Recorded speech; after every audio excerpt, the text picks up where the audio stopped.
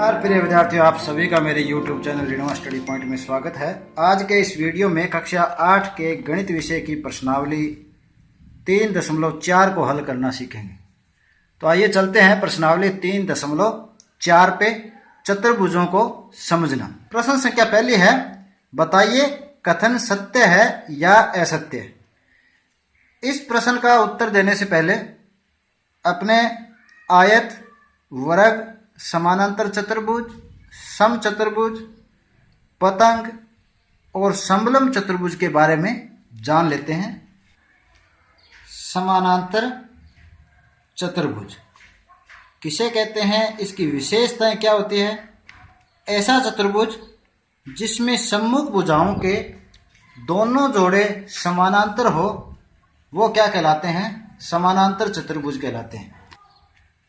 A B C D एक समानांतर चतुर्भुज है। समानांतर चतुर्भुज में क्या होता है, ये जो सम्मुख भुजाएं हैं वो दोनों क्या होगी, बराबर भी होगी और समानांतर भी होगी। सम्मुख भुजाओं के जो दोनों जोड़े हैं वो बराबर और समानांतर होते हैं। दूसरी इसकी जो विशेषता है कि इसके जो सम्मुख कोण हैं वो भी क्या होते हैं, बराबर होते हैं। तीसरी इसकी जो विशेषता क्या है कि इसके जो विकिरण है वो एक दूसरे को परस्पर दो समान भागों में बांटते हैं, यानी समद्विभाजित करते हैं। और इसकी मुख्य विशेषता क्या है कि इसके चारों कोणों का जो योग है वो 360 डिग्री होता है और इसके आसन जो कोण होते हैं वो आपस में संपूरक होते हैं, अर्थात 180 डिग्री उन दोनों का योग होता है। तो ये विशेषता लिख देते हैं। प्रथम विशेषता क्या है इसकी कि सम्मुख भुजाएं बराबर होती है। जो भी समानांतर चतुर्भुज होगा उसमें सम्मुख भुजाएं कैसी होगी, बराबर होगी, अर्थात समान होगी। सम्मुख भुजाएं बराबर होती है। दूसरी विशेषता क्या है कि जो सम्मुख कोण है वो भी क्या होंगे, बराबर होंगे। सम्मुख कोण बराबर होते हैं। तीसरी विशेषता, समानांतर चतुर्भुज के जो विकिरण है वो परस्पर समद्विभाजित होते हैं। परस्पर समद्विभाजित होते हैं। समद्विभाजित का अर्थ है कि दोनों विकिरण एक दूसरे को दो समान भागों में बांटते हैं। चौथी समानांतर चतुर्भुज की विशेषता क्या है कि यह इसके जो दो आसन कोणों का योग क्या होता है, 180 डिग्री होता है। तो इसको ऐसे लिख सकते हैं कि समानांतर चतुर्भुज में आसन कोण परस्पर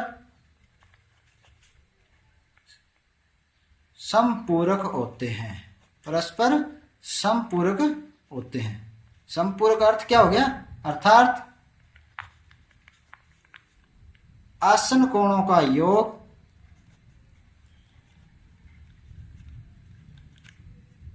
एक 180 डिग्री होता है। ये आपको मुख्य विशेषताएं ध्यान रखनी है। तो समानांतर चतुर्भुज के बारे में एक और चीज, एक और बात देखिए, जैसे वर्ग की अगर बात करें और आपसे ये पूछा जाए कि वर्ग है वो किस प्रकार का चतुर्भुज है, क्योंकि देखिए वर्ग के अंदर क्या होता है, दोनों की दोनों भुजाएं क्या है, सम्मुख भुजाएं हैं वो बराबर है और समानांतर है। तो वहां उसको क्या बोलेंगे, अपने समानांतर चतुर्भुज, यानी वर्ग है वो समानांतर चतुर्भुज का प्रकार है। दूसरा चतुर्भुज लेते हैं समचतुर्भुज। समचतुर्भुज की विशेषताएं क्या क्या है, सबसे पहले देख लेते हैं किसे कहेंगे कि जो समचतुर्भुज है, चार समान भुजाओं वाली समतल आकृति को समचतुर्भुज कहते हैं। चार समान भुजाओं वाली जो समतल आकृति है वो क्या कहलाती है, समचतुर्भुज कहलाती है। समचतुर्भुज में भी क्या होता है, यदि ऐसा समचतुर्भुज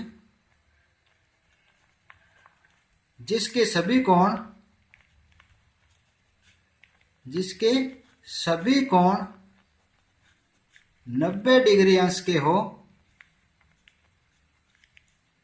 वे क्या कहलाते हैं, वर्ग कहलाते हैं। वो क्या कहलाएंगे, वर्ग कहलाएंगे। दूसरी इसकी जो विशेषता क्या है, चारों भुजाएं समान होती है। पहली विशेषता तो ये है, सम्मुख कोण बराबर होंगे। दूसरी विशेषता क्या है, जो इसके आमने सामने के कोण हैं वो क्या होंगे, बराबर होते हैं। सम्मुख कोण बराबर होते हैं। तीसरी इसकी विशेषता क्या है कि विकिरण जो होते हैं समचतुर्भुज के जो विकिरण हैं वो एक दूसरे को समकोण पर समद्विभाजित करते हैं।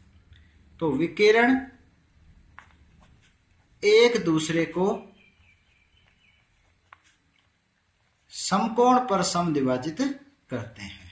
समकोण पर समद्विभाजित करते हैं। कैसे करते हैं, देखिए कि जैसे ये ए बी सी डी एक समचतुर्भुज बनाते हैं, इसके चारों भुजाओं का जो माप है वो क्या होगी, बराबर होगी। ए बी सी और डी क्या है, समचतुर्भुज है। यहाँ पर ए बी भुजा बी सी बराबर सी डी बराबर डी, यानी कि ये सभी भुजाएं क्या होती हैं, बराबर होती है। तो ऐसे चतुर्भुज को क्या कहते हैं, समचतुर्भुज। तो यहाँ आपने देख रहे हैं कि विकिरण कैसे होते हैं, जैसे विकिरण बी डी और विकिरण ए सी दोनों जहां भी प्रतिच्छेद करेंगे तो वहां पर 90 डिग्री का कोण बनाते हैं। तो यही है कि विकिरण एक दूसरे को परस्पर समकोण पर समद्विभाजित करते हैं। और दूसरा बात क्या है कि जहां पर ये विकिरण काट रहे हैं वो सम्मुख कोणों को दो बराबर भागों में बांट देते हैं। तो ये भी आपको याद रखना है कि जो समचतुर्भुज है उसमें विकिरण सम्मुख कोणों को समद्विभाजित करते हैं। समद्विभाजित करते हैं। जैसे देखिए, मान ले यहाँ कोण डी 80 डिग्री हो और इधर भी कोण डी क्या हो, 80 डिग्री हो। तो ये जो विकिरण जब खींचेंगे तो ये दो बराबर भागों में कोण डी को बांट देगा, यानी कि यहाँ पे 40 डिग्री और ये भी 40 डिग्री। इसका अर्थ ये होता है कि विकिरण सम्मुख कोणों को समद्विभाजित करते हैं। एक मुख्य विशेषता ये है कि एक समचतुर्भुज के दो आसन कोणों का योग समपूरक होता है। तो लिख देते हैं, एक समचतुर्भुज के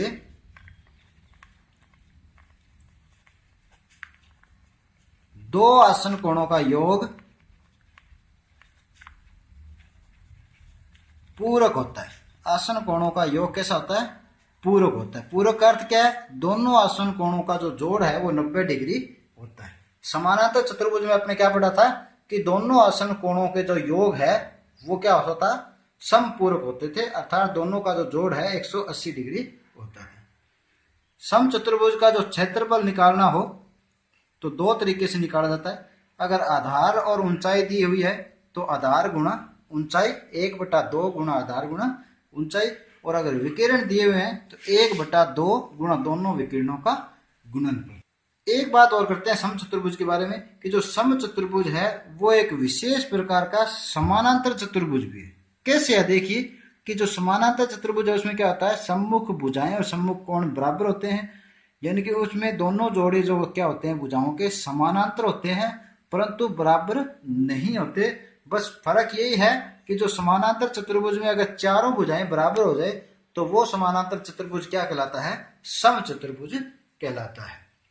तो इसका अर्थ ये हुआ कि एक समचतुर्भुज क्या है, समानांतर चतुर्भुज हो सकता है। तो ये आपको याद रखना है।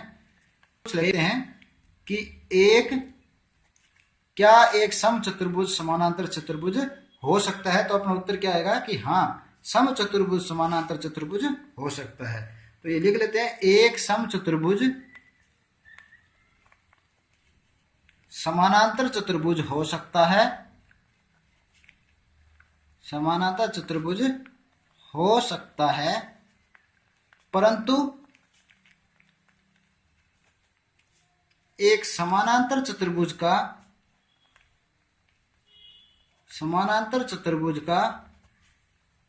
समचतुर्भुज होना संभव नहीं है। समचतुर्भुज होना संभव नहीं है। क्यों नहीं है, क्योंकि समानांतर चतुर्भुज में चारों भुजाएं समान नहीं होती, और समचतुर्भुज की मुख्य विशेषता यही है कि इसमें पहली जो कंडीशन है वो कि चारों भुजाएं कैसी होनी चाहिए, समान होने चाहिए। अब बात करते हैं एक आकृति पतंग। पतंग क्या होती है? बहुत बार जब भी चतुर्भुजों की बात आती है तो वहां पर पतंग का प्रश्न आपसे जरूर पूछा जाता है।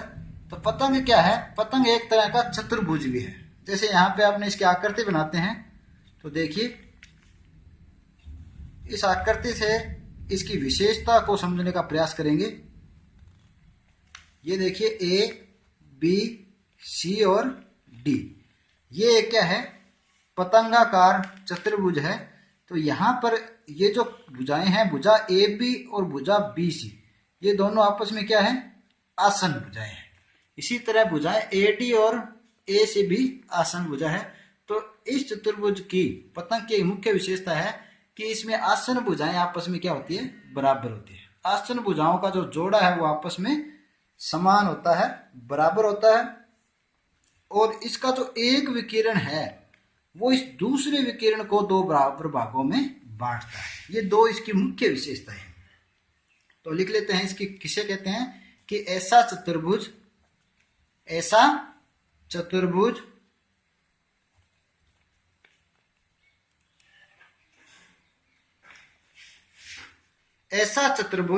जिसकी आसन भुजाओं का युग्म, एक बार फिर देख लीजिए चित्र कि अभी बताया था कि जो ये दोनों आसन भुजाएं हैं, इसका आसन भुजाओं का ये जोड़ा बराबर होता है और इधर इन दो आसन भुजाओं का जोड़ा बराबर होता है। जोड़ा अर्थात युग्म। तो ऐसा चतुर्भुज जिसकी आसन भुजाओं का युग्म बराबर हो, उस चतुर्भुज को क्या कहते हैं? उस चतुर्भुज को पतंग कहते हैं। पतंग कहते हैं। तो पतंग में आपको वह विशेषता याद क्या रखनी है कि पहली जो विशेषता है वो तो ये है कि इसमें जो आसन भुजाओं के जो जोड़े हैं वो क्या होते हैं? बराबर होते हैं। आसन भुजाओं के युग्म लिखो तो ज्यादा ठीक रहेगा, युग्म बराबर होते हैं। पहली विशेषता इसकी यही है। दूसरी इसकी विशेषता क्या है कि जो सम्मुख कोण है, जहां विकिरण क्या होता है? एक दूसरे पे लंबवत काटते हैं, एक विकिरण दूसरे को समद्विभाजित करता है। आसन भुजाओं से बने सम्मुख कोण बराबर होते हैं। तो दूसरी विशेषता क्या लिखेंगे? जो ये सम्मुख कोण है ये अपने बराबर होंगे। देखिए कोण ए और कोण सी क्या होते हैं? बराबर होते हैं। तो लिख देते हैं आसन भुजाओं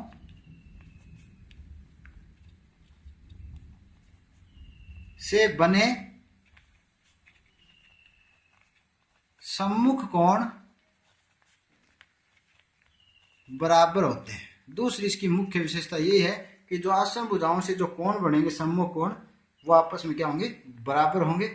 तीसरी विशेषता क्या है कि जो पतंग है उसका एक विकिरण दूसरे को समान दो भागों में बांटता है। तो एक विकिरण दूसरे विकिरण को, जैसा कि चित्र में आपको दिखाई दे रहा है, दूसरे विकिरण को समद्विभाजित करता है। समद्विभाजित करता है। समचतुर्भुज में आपने क्या पढ़ा था कि जो दोनों विकिरण है वो एक दूसरे को दो बराबर भागों में बांटते हैं। तो यहाँ पे दोनों विकिरण एक दूसरे को दो बराबर भागों में नहीं बांट रहे, एक विकिरण है वो दूसरे को दो बराबर भागों में बांट रहे हैं। जैसे यहाँ ये विकिरण जो डी बी है वो कौन से विकिरण को दो बराबर भागों में बांट रहा है? विकिरण ए सी को दो बराबर भागों में बांट रहे हैं। और चौथी विशेषता इसकी है कि जो विकिरण है वो एक दूसरे पे लंब होते हैं। विकिरण एक दूसरे पर लंब होते हैं, अर्थात 90 डिग्री का कोण बनाते हैं। आयत वर्ग की अपने बात हो चुके हैं कि वर्ग क्या होता है? ऐसा चतुर्भुज जिसके चारों कोण 90 डिग्री के हो, अर्थात समकोण हो, तथा चारों भुजाएं क्या होती है? बराबर होती है, वो क्या कहलाता है? वर्ग। और ऐसा समानांतर चतुर्भुज जिसकी चारों भुजाएं बराबर न होकर सिर्फ आमने सामने की भुजाएं बराबर हो और चारों कोण 90 डिग्री हो, तो ऐसा चतुर्भुज क्या कहलाता है? आयत कहलाता है।